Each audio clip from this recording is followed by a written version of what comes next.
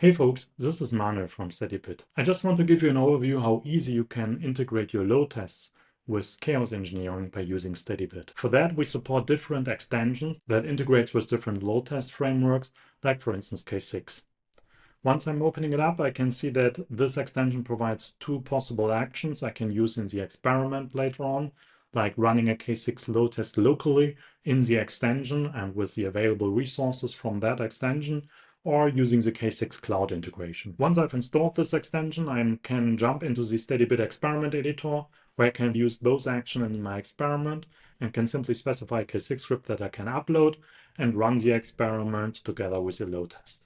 Like in this example, I'm later on able to download all the logs and metrics coming from K6 to understand what's going on. Alternatively, you can of course use also our API to trigger the experiment from your load test, which is running externally, to have the full resources available for your load test at larger scales.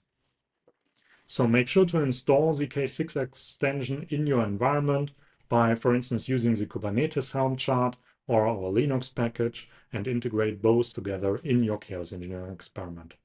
Thanks for watching, check it out, and take care.